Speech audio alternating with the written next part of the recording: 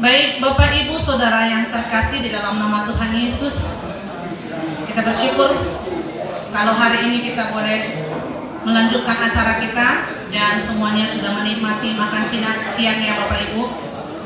Kita harapkan sampai sesi yang terakhir nanti, sesi kedua, diperkirakan sekitar jam 16.00 WIB baru selesai acara ini. Mari kita persiapkan hati kita untuk boleh jam 15 ya Pak, jam 15 atau jam 3 sore ya.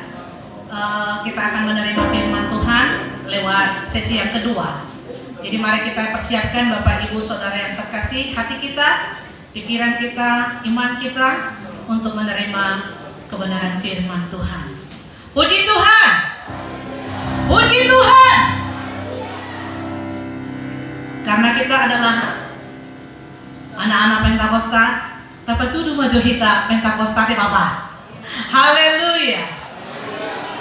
Dengan segala hormat, nanti setelah pujian ini kita nyanyikan, kami mohon kesediaan hambanya Bapak Rev Dr. NH Siburian Emin, Ketua Gereja Pentakosta Indonesia, untuk boleh memimpin seminar sesi yang kedua. Dan kami mohon juga kesediaan hambanya Bapak Pendeta Dr. J. Pasaribu sebagai moderator untuk juga mengambil tempat yang sudah disediakan. Mari kita bangkit berdiri Bapak Ibu, kita akan menyanyikan satu pujian bagi Tuhan. Natibu romantik kini hararoni Tuhantai. Mari kita tepuk tangan dengan sukacita.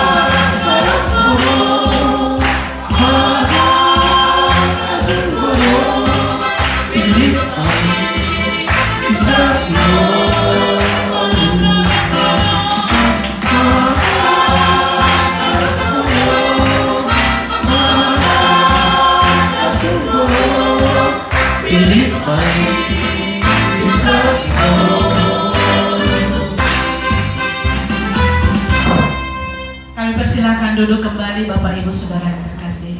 Kami serahkan kepada Bapak Moderator. Puji Tuhan. Baik, kita akan lanjutkan seminar kita pada siang hari ini. Ada beberapa hal yang mau kami sampaikan. Kalau Bapak Ibu ingin bertanya, kami sudah tentukan petugas nanti untuk mengambil itu ke setiap meja. Jadi kita nggak usah bergerak kemana-mana, hanya petugas nanti mengambil dan mengantar ke depan. Terima kasih, ditulis dengan kalimat yang baik supaya gampang kita mengerti dan Bapak pembicara pun bisa memahami apa maksud tujuan pertanyaan kita. Demikian pemberitahuan dari kami, supaya tidak memakan waktu dan kesempatan ini kami sampaikan kepada Bapak Pendeta Umum kita. Terima kasih. Baik, terima kasih. Selamat ketemu kembali dalam seminar sesi yang kedua tentang COVID-19 dan akhir zaman. Jadi sebenarnya apa yang saya paparkan atau telah paparkan tadi itu adalah sebuah fakta-fakta kejadian di dalam dunia ini, fenomena yang sudah terjadi yang mungkin bisa kita amati secara pribadi ya. Dan saya pikir setiap orang daripada kita pun sudah tentu saja mampu dan dapat melakukan pengamatan-pengamatan yang seperti itu. Tentu kita tidak boleh mencoba untuk membuat sebuah kesimpulan yang bersifat absolut ya. Jadi dulu itu 15 atau 20 tahun yang lalu ada orang yang tidak mau memakai sabun Kamay, sabun Lux, karena di sana ada barcode. Barcode ini dianggap adalah alat antikristus untuk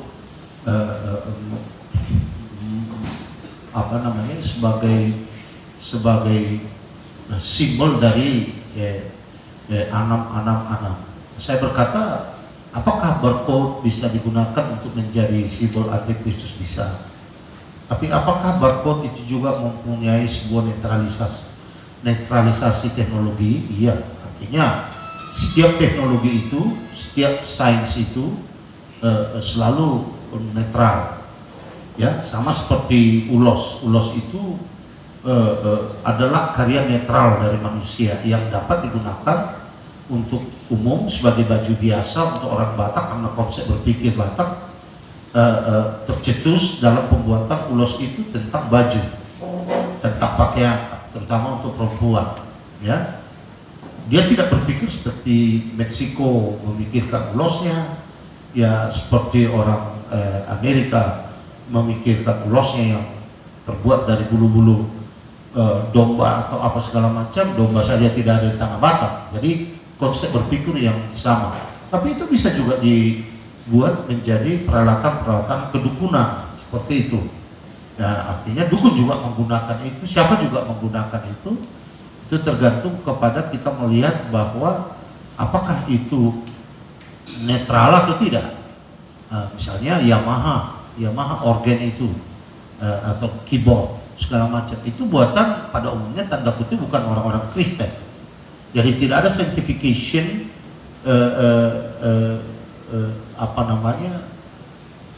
certification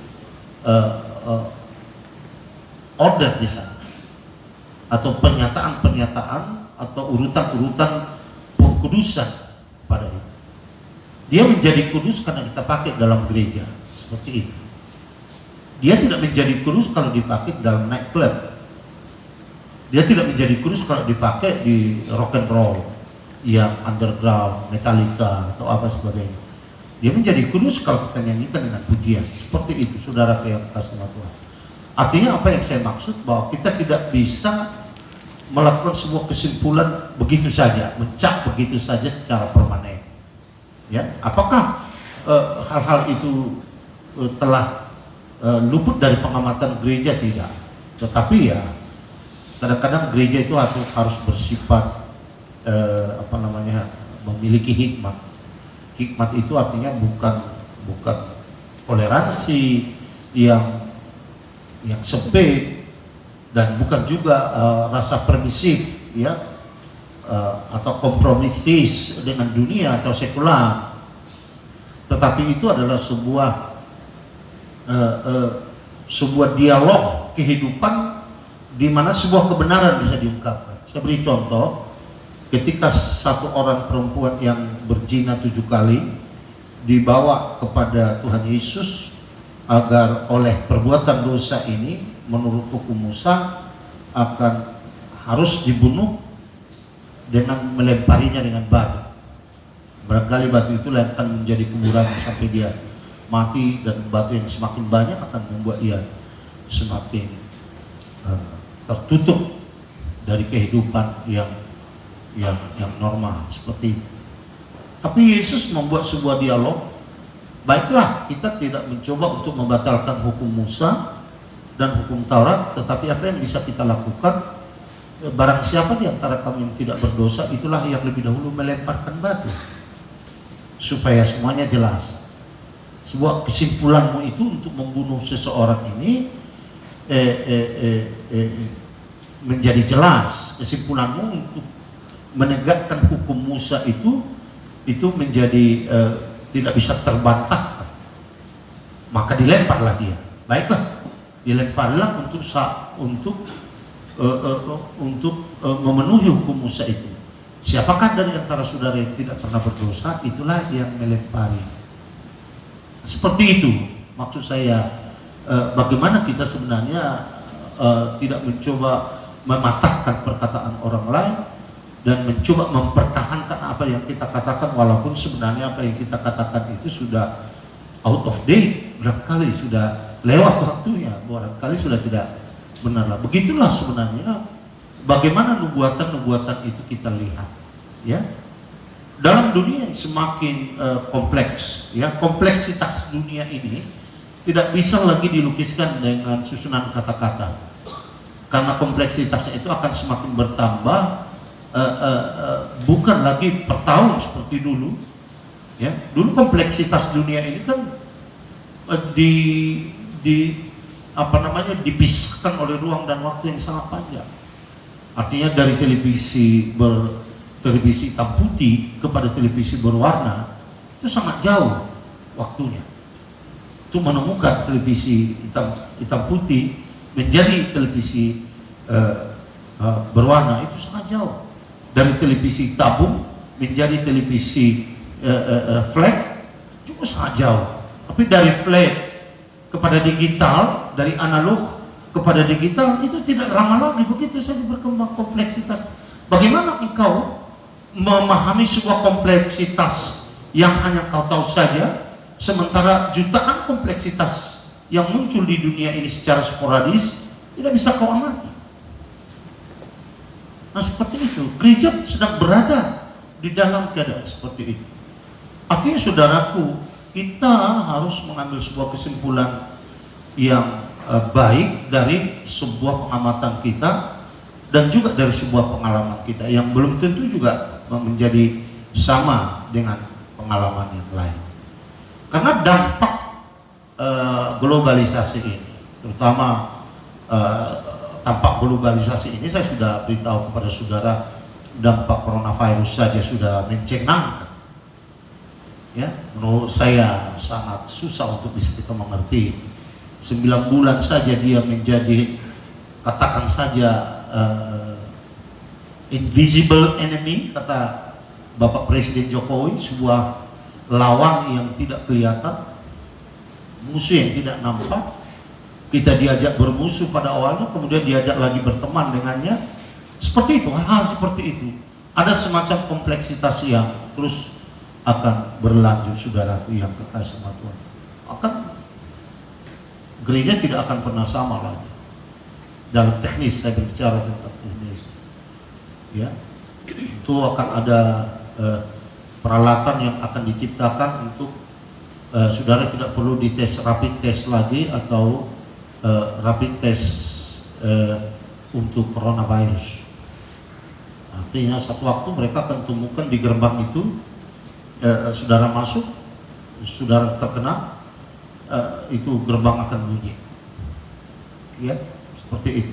akan ada sensor yang akan ada, akan banyak perubahan-perubahan yang akan terjadi. Pendeta yang kena coronavirus, sedang kena coronavirus, ya jemaat akan mohon maaf, ya kecuali anak cucunya belum tentu, istrinya pun belum tentu mau mendengar khotbah dari yang air ludahnya banyak virus-virus itu.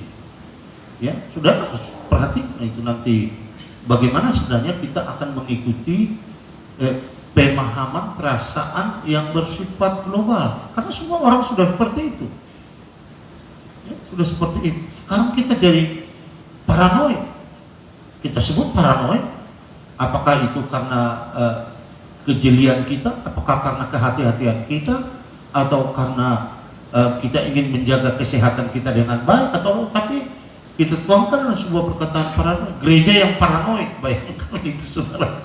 Kalau ada gereja yang paranoid, ya, nggak mempunyai kekuatan yang tetap, yang tidak mempunyai komitmen yang tetap, yang terombang-ambing dalam sebuah perasaan yang ekspresif, yang ternyatakan kepada orang lain dan orang lain tahu kita sedang apa, sedang galau kah, sedang beringas kah, sedang apa, orang tidak tahu sebenarnya saudaraku apa yang sedang terjadi dalam dunia.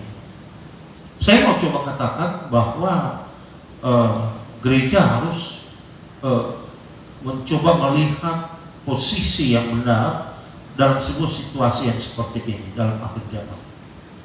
Akan ada saudaraku yang kekasih sama Tuhan, teologi yang akan bermunculan setelah coronavirus ini. Ya, dulu di dalam zaman sebelumnya kita melihat dampak globalisasi ini, timbul teologi kemakmuran, ya, prosperity theology, ada semacam social gospel, Injil sosial. Injil sosial ini sudah diprakarsai saudaraku oleh grup-grup sekular seperti barangkali tanda kutip kalau saya tidak salah Lion Club, Diners Club. Mereka melakukan pelayanan sosial yang dampak pengalamannya itu lebih daripada dampak pelayanan gereja. Seperti itu, saudara. Artinya akan ada penginjilan sosial tanpa Yesus, tanpa Tuhan. Ya. Yang ada adalah penginjilan sosial atas nama kebaikan, atas nama humanisme, atas nama solidaritas. Seperti itu. Kan ada seperti itu. Gampang. Di manakah gereja? Saya pikir gereja adalah sebuah kita tidak perlu redefinisikan lagi sebenarnya pengertian gereja. Sejak kata gereja ini dinamakan kepada kelompok percaya kepada Tuhan Yesus ini di Antioquia, ya, eklesia itu adalah kelompok gereja masyarakat yang keluar dari rumahnya dan berkumpul di satu tempat. Sepertinya saudaraku yang kekasih sama Tuhan, sedikit sebanyak apa yang kita sedang alami ini telah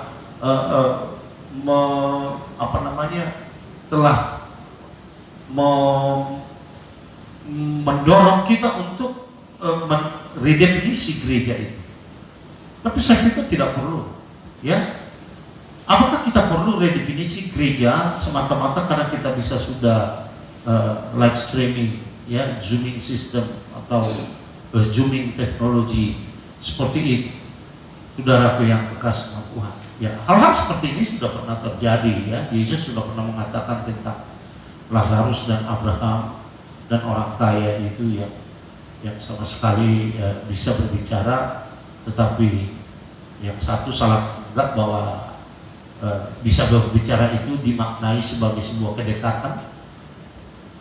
Tetapi Abraham mengatakan antara kau dan saya itu jauh sekali, ya, sebuah ruang dan waktu yang tidak terseberangi. Seperti itu saudaraku yang kekasih dalam Tuhan. Jadi gereja siaplah untuk menghadapi globalisasi ini, menghadapi mungkin COVID-19 ini dalam tahun 2022 menurut tanggapan orang-orang pintar mungkin akan tuntas, ya. Mulai bulan Desember akan ada beberapa negara yang yang mengadakan vaksinisasi nasional akan ada akan tuntas pada tahun 2022 vaksinisasi ini untuk menunjukkan bahwa kita diperlengkapi dengan antibodi yang cukup untuk menahan. Ya, sekarang sebenarnya orang-orang sehat tidak akan pernah kena coronavirus. Dampaknya tidak akan pernah. Artinya kalau saya sehat betul, imunitas saya tinggi, saya kena coronavirus, ya dia akan sembuh sendiri. Sebenarnya seperti itu. Nah, tidak ada masalah. Ini menjadi masalah karena dia membawa mati. Dan sebenarnya kematian itu segala macam cara datang kepada manusia untuk menunjukkan kematian itu. Seperti itu. Jadi gereja harus mencoba untuk membangun gereja itu sebagai gereja yang mempunyai soko guru yang kuat. Kalau tidak ada soko gurunya yang kuat, dia akan ambruk sendiri. Atau soko guru yang ngambak, dia akan ambruk sendiri. Jadi saya melihat gereja yang kuat itu kalau teologianya kuat. Ya, teologianya Allah. Artinya pemahamannya tentang Allah itu kuat dan benar. Ya. Kemudian kristologinya kuat. Kristologinya kuat artinya pemahamannya tentang Kristus itu kuat secara alkitabiah, benar sesuai dengan Alkitab. Ya.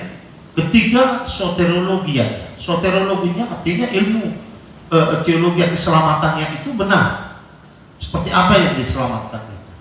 Orang apa yang diselamatkan? Seperti apa? Ya, lepas daripada pengalaman coronavirus dan lain sebagainya, karena kematian itu satu aja caranya. Ya. Definisi kematian itu satu saja, caranya untuk masuk kepada kematian itu banyak. Ya, seperti itu. Baru eskatologianya jelas. Jadi apa eskatologi akhir zamannya seperti apa? Ya, eskatologi ini kadang-kadang sampai sekarang kita tidak buat sebuah kesimpulan yang sangat permanen karena susah untuk membuat sebuah kesimpulan yang bersifat kekal lah. Saya mungkin tidak bisa mengatakan eskatologi itu dipertahankan tanda kutip isinya, artinya kejadian-kejadian yang diisikan kepada kejadian itu, kepada ruang dan waktu itu untuk membuat dia menjadi sebuah nubuatan yang benar. Karena Tuhan memerlukan media, atau nubuatan apapun itu memerlukan media untuk membuat dia terjadi. Seperti itu. Sebab kalau tidak ada media, maka dia tidak akan pernah terjadi. Artinya ketika Allah berencana untuk melepaskan Israel dari tanah Mesir, dia memerlukan sosok seperti Musa. Itu medianya. Perlu ada orang seperti Musa untuk membuat rencana Allah itu terjadi. Nubuatan tentang Yesus lahir ke dalam dunia ini, Mesias itu lahir ke dalam dunia ini, seperti dinubuatkan mulai dari perjanjian lama sampai kepada zaman Raja Daud, ya 800 tahun sebelum Kristus, sampai kepada zaman Meleaki 400 tahun sebelum Kristus. Allah itu memerlukan Yusuf dan Maria supaya nubuatan tentang Mesias yang datang ke dalam. Siapa yang menduga bahwa Yusuf dan Maria lah media Allah itu untuk membuat nubuatan itu terjadi? Itu sebabnya banyak juga orang mengatakan, apa mungkin dari rumah seorang Yusuf dan Maria keluar juru selamat yang hebat itu? Nathanael mengatakan, salah satu murid Tuhan Yesus, ay mungkin do Rona dek kesiat Nazaret. Saya pernah masuk dalam sebuah rumah di kampung yang anak-anaknya cantik-cantik semua, cakep-cakep. Ini rumah Batak, udah rewet, walaupun bapaknya ini sini tua, tetapi saya tidak katakan itu layak. Alai keluar masa dia akan pada bagus-bagus. Sampai ya nonton dunia lain sejak Jakarta mandok. mungkin tuh cuma bisa bagak katanya. Tapi apa yang saya maksud, dia perlukan media untuk membuat nubuatan itu terjadi. Nah, untuk itulah yang saya sebut tadi kompleksitas itu, mengatakan bahwa ini barcode itu antikristus kah, komputer itu antikristus kah, ya, internet itu Kristus, Facebook itu antikristus, seperti itu, pernyataan-pernyataan seperti itu. Saya tidak mencoba mengatakan itu benar atau itu salah, karena saya sudah memberikan definisi tadi. Setiap hasil daripada teknologi itu, kalau betul-betul itu netral, teknologi netral, kecuali sesuatu dijadikan untuk disembah, itu namanya berhala. Kalau teknologi itu memang dijadikan untuk berhala, itu kita tidak bisa kompromi dengan itu. Tapi teknologi itu menjadi berhala bagi orang lain, tetapi tidak berhala bagi orang lain, maka di situ kita melihat ada sifat netral. Maka gereja itu tadi saya katakan perlu teologi yang benar, perlu kristologi yang benar, soteriologi yang benar, ya, eskatologi yang benar, bibliologi yang benar, penafsiran tentang firman Tuhan itu benar, ya. Jadi teologi, kristologi, soteriologi, eskatologi, bibliologi. Kalau gereja sama sekali tidak memiliki kemapanan atau kepastian atau ketulusan dan kejujuran di dalam semua hal ini, maka gereja itu akan berbaur dengan dunia, akan berbaur dengan seluruh alam yang dijalaninya. Tapi kita tetap sebagai eklesia, orang yang mempunyai kelompok sendiri, yang mempunyai keluar dari sosio masyarakat dan berkumpul satu dalam satu tempat. Seperti orang Israel adalah sebuah jamaah yang berkumpul jalan dari Mesir ke tanah Kanaan. Bukan tidak di dalam dunia, bukan tidak berkeliling-keliling sebagai musafir, bercampur dengan kerajaan-kerajaan yang lain, tetapi pada intinya mereka adalah sebuah kelompok yang terjaga, yang di-frame, dibingkai oleh Allah dalam perjalanan itu. Nah, bagaimana kita mengantisipasi akhir zaman ini? Saya sudah katakan kita tidak tahu berapa lama lagi berakhir akhir zaman ini. Tapi apa yang saya mau sebutkan saudaraku yang kekasih sama Tuhan, bahwa dunia ini akan terus bergelora, dia bergejolak, dia berjalan, dia akan bergerak ke arah saudaraku yang kekasih sama Tuhan lebih rasionalitis, ya, lebih rasional, lebih berpikir. Saudaraku yang kekasih sama Tuhan, maka gereja tidak boleh menolak. Dalam tanda kutip, bukan berarti dengan cara bahwa kita tidak usah mempunyai rasional, karena dunia ini mempunyai rasional yang kemudian menjadi sekular dan rasional. Akhirnya saudaraku, gereja jadi anti rasional dan menjadi anti sekular. Saudaraku yang kasih sama Tuhan, sekularisme itu adalah sebuah pemahaman yang duniawi lebih daripada pemahaman yang surgawi yang dimiliki oleh gereja. Artinya kita harus tinggal di dalam keseimbangan. Gereja itu harus tinggal dalam keseimbangan antara objectivity, intelektualitas, ya, intellectual objectivity dengan subjectivity spiritual. Artinya intelektual objektivitas intelektual kita dengan subjektivitas rohani kita. Subjektivitas rohani bukan berarti rasional. Saudaraku yang kekasih sama Tuhan, atau non rasional. Kerohanian itu itu bukan berarti dia non rasional. Dia hanya rasional yang belum dibuktikan, yang belum dinyatakan, seperti itu. Adakah yang lebih sengit, lebih parah, lebih kuat daripada coronavirus ini? Saya mungkin saudara ingat, ini tanggal 31 Oktober. Saya katakan akan banyak yang keluar lebih hebat dari sini nanti. Mungkin bukan pada zaman saya lagi, karena saya sudah mau masuk surga. Ya, kalian saya tinggal di dunia kalian.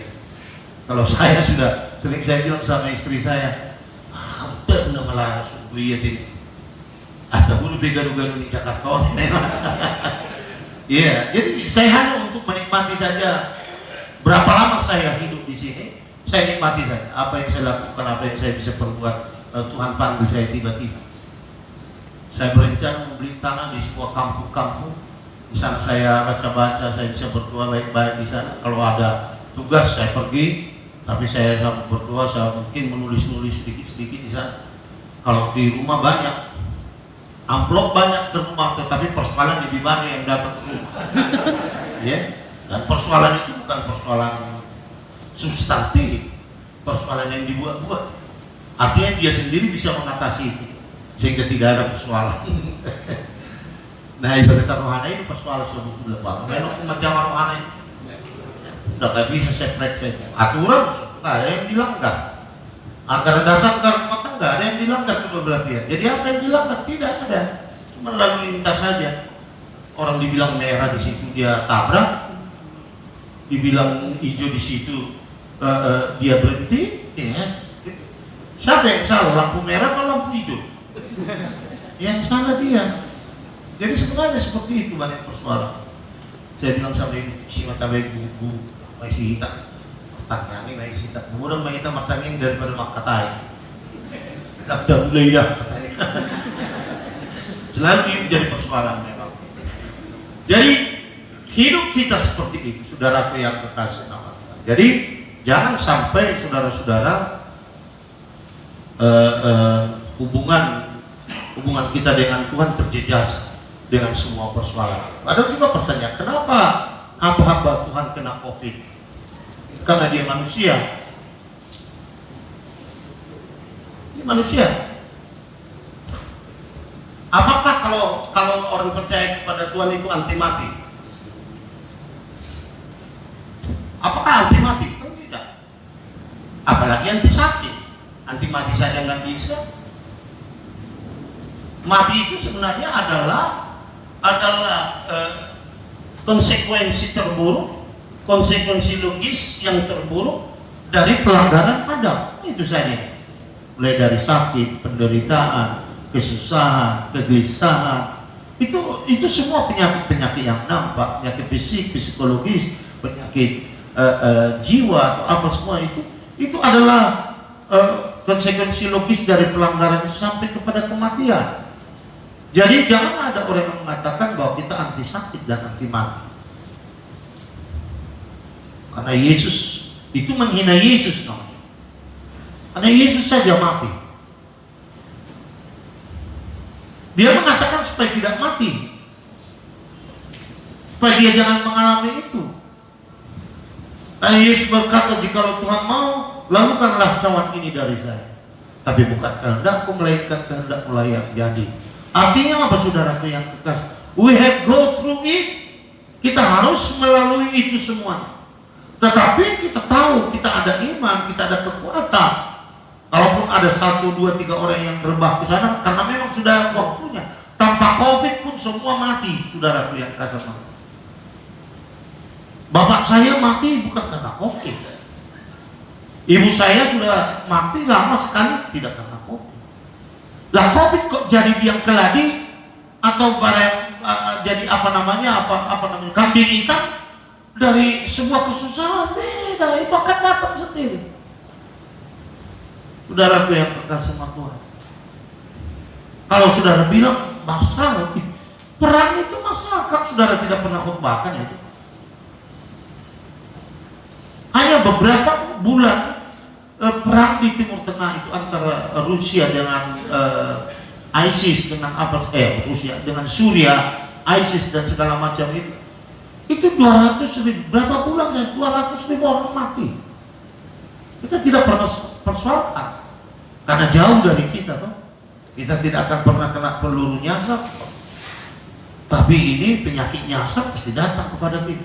Ini kita, saudaraku, mengatur sebuah kehidupan yang seperti ini.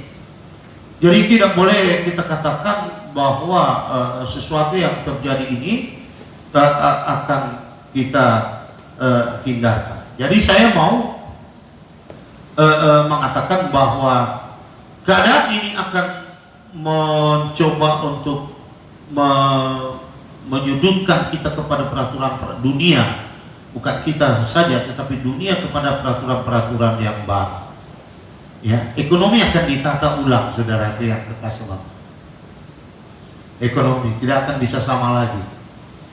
Bagaimana caranya saya pun tidak tahu. Keadaan ini telah membahayakan orang yang ratusan tahun perusahaan bertahan karena teori-teori ekonomi, ya, ahli-ahli manajemen, doktor-doktor ekonomi, saudara, hanya karena virus saja tidak ada yang beli, ya tidak ada yang ada banyak yang menjual tapi tidak ada yang beli, ada yang banyak membeli tetapi tidak ada uang, semua seperti itu.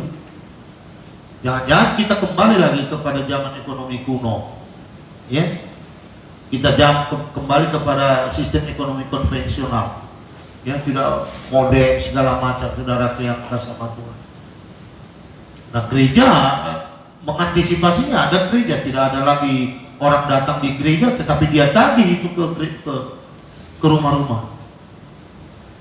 Ya, sudah lebih banyak, saudara. Karena tidak mau lagi memberi 2.000 rupiah. Ya, agak sungkan memberi 2.000 rupiah padahal sudah ditagih. Ya, kasih 5.000 sekali waktu, ya. Sekali datang tagihan 1 bulan. Bayangkan apa kali 5.000, 20.000 dia kasih. Jadi bagi sebagian orang harus beli menyokong Vito masa kemampuan daripada rotu gereja 2.000 dulu ya. Saudara yang kekasih Allah, nggak bisa kita berhenti begitu saja. Gereja kita enggak, saya ajarkan. Kalau dikatakan, saya bilang sama orang ini, kalau dikatakan jangan tutup gereja, jangan tutup gereja. Tetapi ya dilarang untuk banyak-banyak orang masuk gereja. Ya, 2-3 orang pun tak persoalan. Hamba-hamba Tuhan saja. Kan saya katakan itu, hamba Tuhan harus datang di gereja. Ternyata distancing yang sekarang itu cocok dengan itu, walaupun belum ada waktu itu peraturan distancing. Belum ada peraturan distancing, masuk saja. Sekarang banyak pun boleh asal distancing. 500 pun boleh asal distancing, 5.000 pun boleh asal distancing. Saudara, saya kurang percaya apa kita ini distancing semua ini. Itu nggak ada razia. Saudaraku yang kekasih Tuhan, dan sebentar lagi akan ada peraturan baru mengenai distancing. Tapi belum, kita ikuti saja. Kita ikuti saja. Akhir zaman adalah ketika nubuatan Tuhan itu satu persatu akan dikatakan. Paling sedikit ada 125 nubuatan yang berhubungan dengan akhir zaman dan kedatangan Kristus ke dalam dunia. Satu persatu sudah mulai disebutkan. Coronavirus adalah sebuah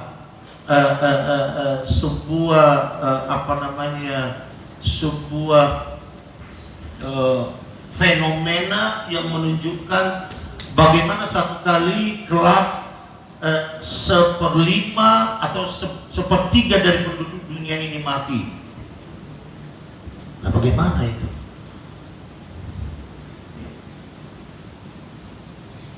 Belum hanya perang saja sudah luar biasa. Dalam kitab Wahyu dikatakan bahwa darah yang mengalir dilihat oleh Yohanes itu di wilayah Armageddon itu sampai 200 km. 200 km, saudara, darah yang mengalir itu, ya itu darah berapa juta orang itu atau miliar orang itu hanya simbol menurut saya bahwa perang itu akan terjadi di seluruh dunia, tetapi pusatnya adalah di Timur Tengah sana, di Israel sana. Ya, Jadi untuk mengantisipasi kedatangan Kristus secara nubuati, Timur Tengah itu tanda-tandanya yang paling inti. Apapun yang terjadi di dalam dunia ini adalah sebuah simpang siur kejadian dari nubuatan-nubuatan itu, tetapi inti penglihatan kita kepada nubuatan itu tentang makin dekatnya kedatangan Kristus itu adalah Timur Tengah, adalah Israel, adalah Yerusalem. Karena bukan hanya Armageddon saja yang perang, tetapi kota Yerusalem itu juga akan perang. Tapi jauh sebelum itu akan ada pemenuhan nubuatan-nubuatan, saudaraku yang kekasih Tuhan. Seperti gejala-gejala ketika Uni Emirat Arab telah membangun ikatan berhubungan dengan Israel. Bahkan sudah mengikat dengan Israel. Sebentar lagi barangkali negara-negara lain di sana akan membangun. Itu gejala apa sih? Itu memang sudah ada di dalam Alkitab itu. Seperti itu. Tetapi itu bisa saja satu kali kelak akan berubah. Tetapi itu adalah sebuah kejadian-kejadian sana sini atau sporadis yang akan terjadi untuk membangun sebuah ruang dan waktu yang akan menuju kepada akhir daripada Kristus. Karena tafsiran ini tidak boleh permanen dalam satu zaman. Pengertiannya maksudnya tafsiran itu sudah jelas. Seperti 10 tanduk yang ada di nama itu, atau artinya 10 negara yang ditafsirkan 10 negara yang akan membantu antikristus itu. Itu kan tafsirannya seperti itu. Dalam kitab Daniel ada itu, ya. Dalam kitab Wahyu ada juga itu. Nah, dulu dibilang itu MEE, masyarakat Eropa, ekonomi Eropa. Karena negara itu punya 10 negara di sana. Maka dibilang tanduk yang 10 itu adalah tiba-tiba Yunani masuk jadi 11. Ini kembali lagi nubuatan saya ini, tafsiran saya ini. Jadi masuk lagi negara-negara lain seperti akhirnya Kroasia masuk, ya saudaraku yang kekasih, Siprus mau masuk, Turki yang sudah masuk, ya masuk lagi Yugoslavia, ya mereka tidak menganggap lagi Eropa Timur, mereka menganggap ya jadi Eropa biasa, Eropa Barat. Nah berubah lagi tafsiran-tafsiran itu. Dulu antikristus itu adalah Hitler. Karena dalam Hitler itu semua kategori antikristus itu hampir dipenuhi. Dia punya kuasa, dia punya kekuatan, orangnya pintar, dia orang beragama, apa itu Hitler orang beragama saya kurang tahu. Tapi syarat-syarat antikristus itu ada di dalam dia. Lalu orang mulai mencocok-cocokkan satu. Ini betul, dia orang ini betul, ini betul, ini betul. Ternyata bukan dia.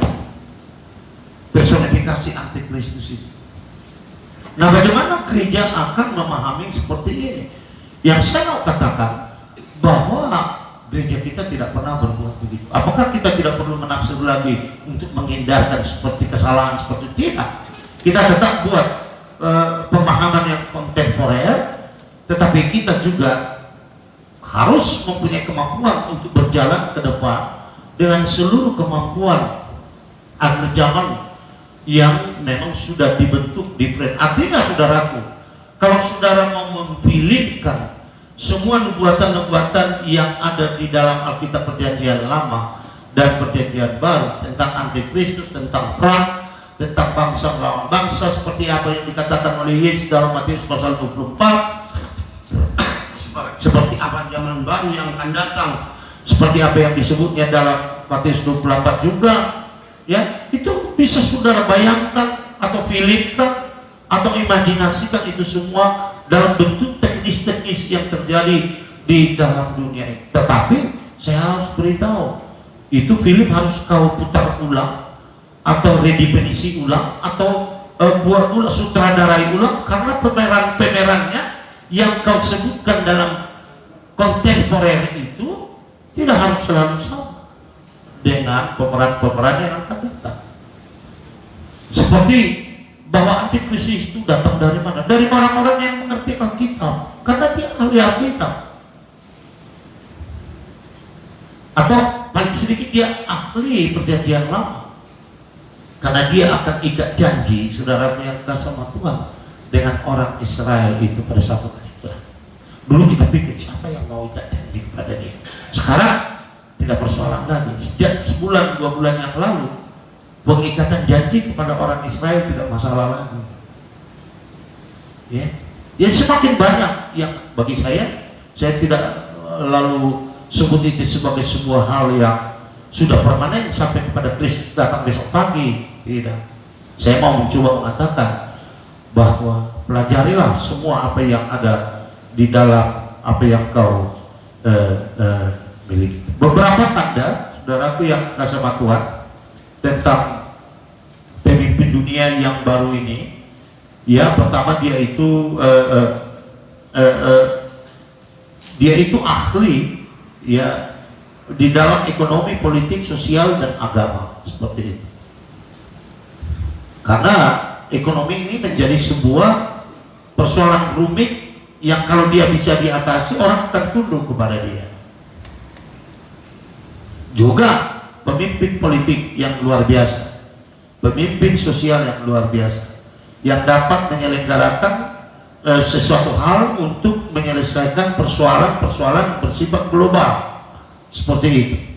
Kalau dia tidak bisa menyelesaikan persoalan global, dia tidak akan bisa menjadi pemimpin dunia. Ya, saudara yang kasih Tuhan. Dalam Alkitab Perjanjian Lama paling sedikit ada 33 ungkapan dan tentang dia, dan 13 ungkapan tentang dia dalam Perjanjian Baru. Ya, ada 46 ungkapan-ungkapan tentang dia yang disebutlah dia seperti ular, ya, keturunan ular, seperti Kejadian 3 ayat 15 yang sudah sering kita tahu. Coba lihat Kejadian 3 ayat 15. Jadi awal Adam saja dia sudah dinubuatkan, saudara. Aku akan mengadakan permusuhan antara engkau dan perempuan ini, antara keturunanmu dan keturunannya. Keturunannya akan meremukkan kepalamu dan kau akan meremukkan tumingnya. Ada orang nafsir ini sudah terjadi di kayu salib. Kita tidak salah untuk menyatakan itu, bahwa kejadian itu di sana. Ya, tetapi ini menunjukkan bahwa ular ini akan menjadi musuh kekal daripada keturunan perempuan ini. Seperti itu. Jadi dia adalah ular Lewiatan. Ya, dia adalah ular Lewiatan. Ya, dia akan menjadi seorang raja. Di dalam Daniel pasal 9 dikatakan dia adalah seorang raja. Jadi dia bukan seorang pengemis yang tiba-tiba menjadi terkenal, atau seorang YouTuber yang tidak punya pekerjaan tiba-tiba mendapat subscribe 2 juta, 3 juta, dapat uang 40 miliar 1 bulan. Bukan. Dia seorang raja. Raja definisinya menurut saya adalah orang yang mempunyai wilayah, teritori yang dikuasai, orang yang mempunyai kekayaan, orang yang mempunyai kuasa, otoritas, orang yang mempunyai kemampuan perang, dan juga orang yang mempunyai kemampuan memimpin. Seperti itu yang disebut raja. Jadi jangan pernah mencoba untuk meniadakan semua ini, ya. Dia seorang raja, dia seorang manusia berdosa. Saudaraku yang kekasih sama Tuhan, dia pemimpin global, pemimpin politik global, pemimpin politik dunia, saudaraku. Dan dia timbul dari sana. Bukan berarti setiap pemimpin politik dunia kita curigai. Jangan kita paranoid juga. Gereja paranoid itu susah itu. Oh, gereja paranoid semua curiga. Sabun Lux dicurigai, Kamai dicurigai, Tustel dicurigai, handphone dicurigai semua. Tetapi ciri-ciri kedatangan dia ada. Dalam kitab Wahyu pasal 13 dikatakan dia itu adalah seorang pemimpin politik global. Ya, seperti itu. Saya lupa ayat berapa itu. Tapi kalau saudara baca nanti dalam Wahyu pasal 13 sudah akan temukan sana sosok seorang pemimpin dunia, pemimpin global, tidak orang sembarangan. Dia datang tidak dari situ. Saudaraku yang kekasih sama Tuhan, dia Lewiatan, ular yang meluncur. Jadi bukan ular yang sedang habis makan dia 3 bulan tidak bergerak, dia ular yang meluncur. Yesaya pasal 27, atau barangkali disebut juga buaya, krokodil, ya, ikan paus di laut, naga, semua itu gambaran tentang dia, yang kekasih sama Tuhan. Kemudian dikatakan dia adalah orang yang jenius dalam Daniel pasal yang ke-7, saudaraku, ya, ayat 28 ayat 23, Ezekiel 28 ayat 3, apa? Kita buka dulu. Yang digambarkan seperti ini, Darius yang digambarkan, Ezekiel pasal 28 ayat 3 dan 4. Coba lihat. Ya.